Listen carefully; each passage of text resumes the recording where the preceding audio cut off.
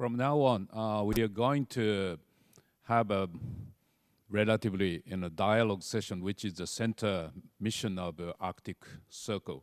And here, I would like to introduce Rear Admiral Monty Khanna, Joint Secretary, Government of India, New Delhi, and Ambassador Samtam, Special Envoy for Arctic Affairs of Singapore, Ministry of Foreign Affairs, Singapore, and Dr. Didier Marty-Dessus, Scientific Counselor, Embassy of France in Tokyo. And in this session, we would like to focus on how we can promote scientific and technological promotion in the Arctic with three distinguished panels.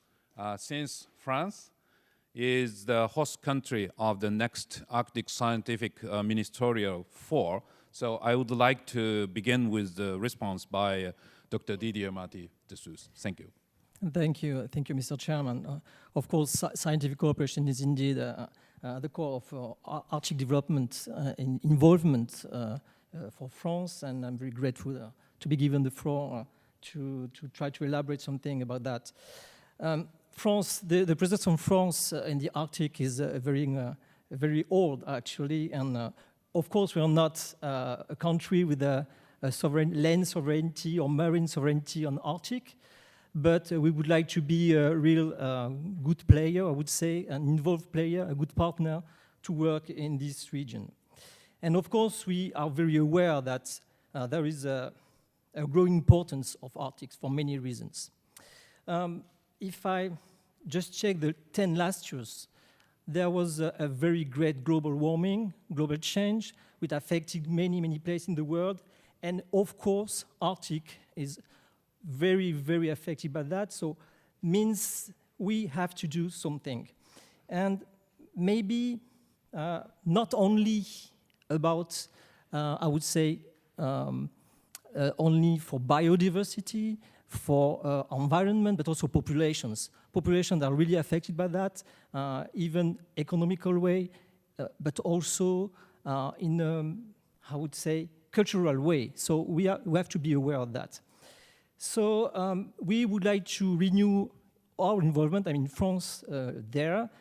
Just to let you know, we have more than 600 researchers involved in Arctic and Antarctic right now. So we would like to be very active on that field. And that's why we can do that. We cannot do that alone, of course. We have to do that in an international way. So international cooperation is very, very important.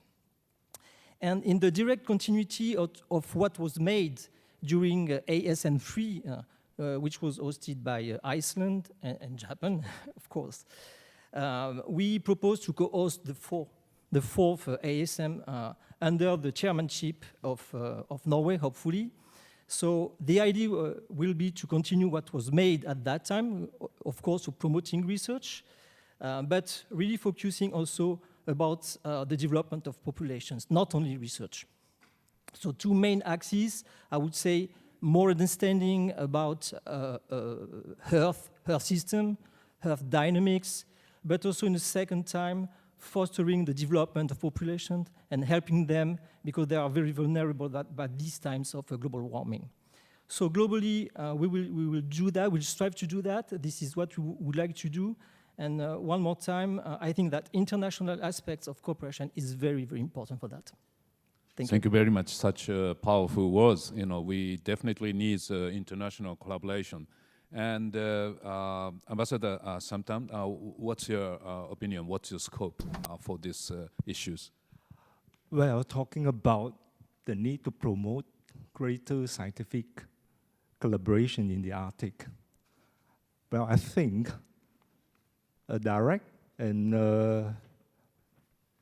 easier way is actually for the Arctic Council to admit all the non-Arctic countries as observer states, so that these countries can be requested to take part in many scientific, projects and researches, and undertaken by the Arctic Council and its working groups, as well as its dozen of expert groups and task forces. But of course, apart from this, there is also a greater need to bring the global scientific communities together at a platform like this, like today's forum. Because in the last 10 years, I traveled to the Arctic region to attend many Arctic conferences. And one observation that I make is that very often I will hear people living in the up north, high north, saying that what happens in the Arctic doesn't stay in the Arctic. But when I come back to my country, Singapore, and also I see what's happening around in my region, the Southeast Asia region, where people are having lower awareness of how a carbon emission, global warming will impact the Arctic and cause the Arctic ice sheets to melt. And the ice sheet being melted will actually contribute to rising sea level. So apparently there's a disconnect between people living inside the Arctic and also outside of it. And therefore I think it is important to have a forum like this, like today's forum, where people from 25 countries, altogether I was told that there are 300 participants from 25 countries to come together here to discuss, to have a meaningful discussions on the Arctic issues.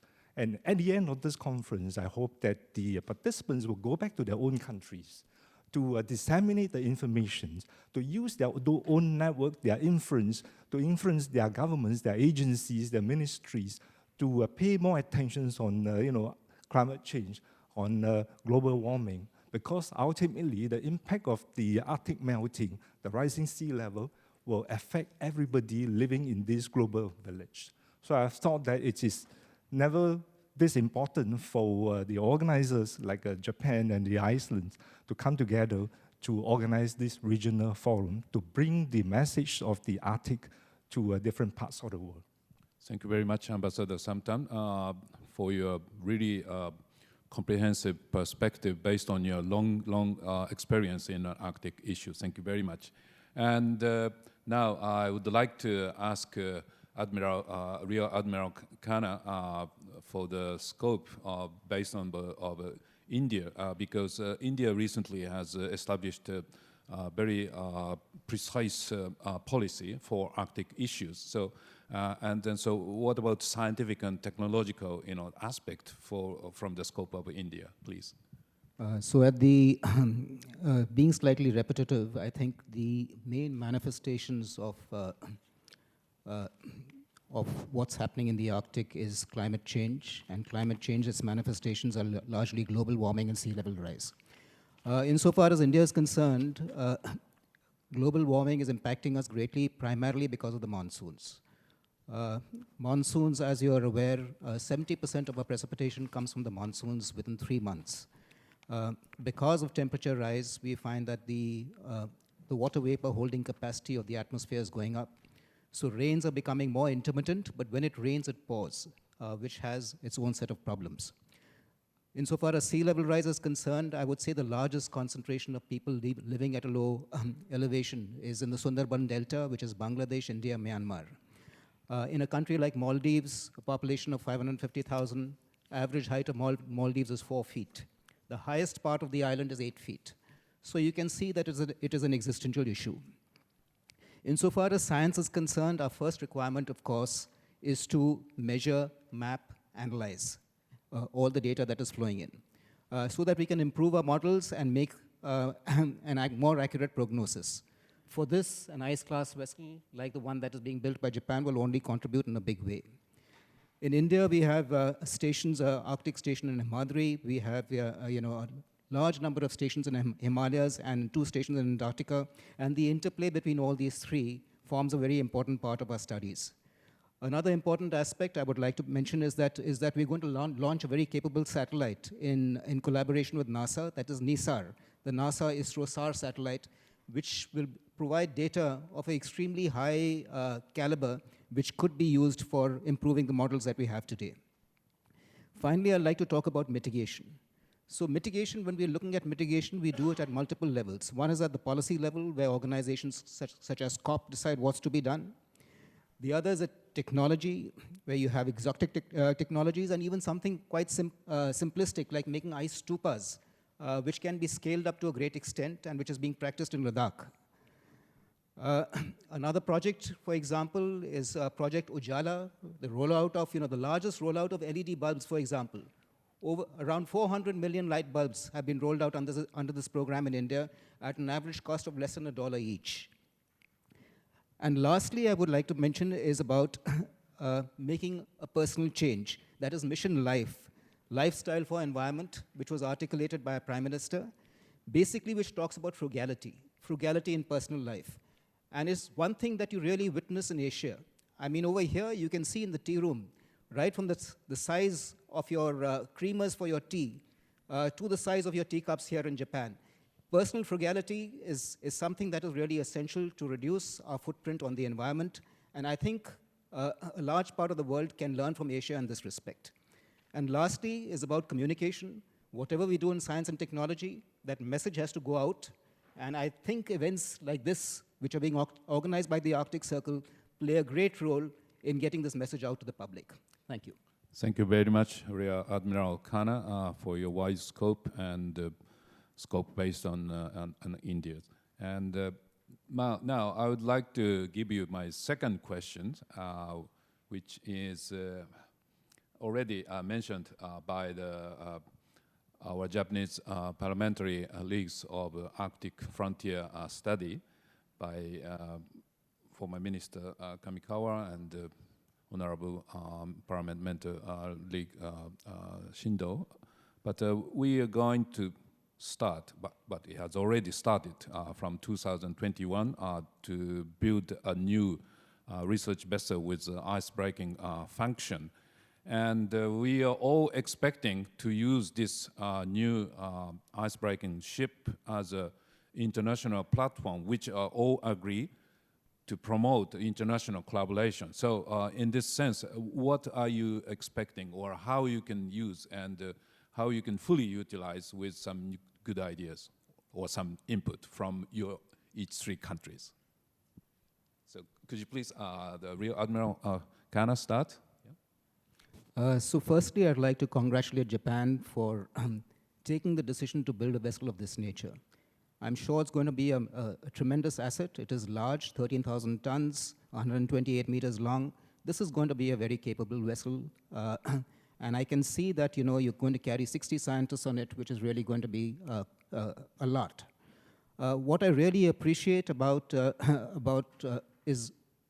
Japan in this respect is while a decision has been taken to make the vessel, and in fact, the manufacture has already started, but right up front, you have stated that this is going to be a vessel for international collaboration.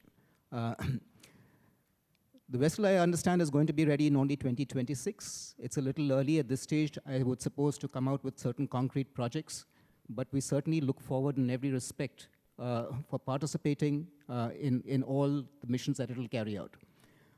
Speaking personally, from having spent many years on ships and submarines in my younger career, I can say that there is no better a place to form a team than on a ship.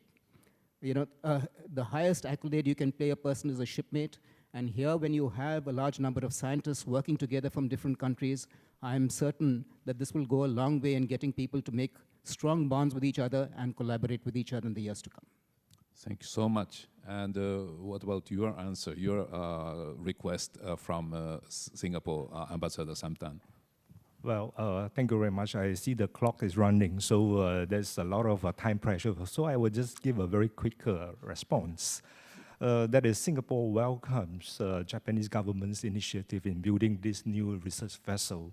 And Singapore universities have been working with many universities in the Arctic countries to further research on subjects related to the Arctic Council. Even for Japan, our universities actually have signed more than almost 70 MOUs with many different organizations in Japan to engage in studies on climate change, energy, and more that.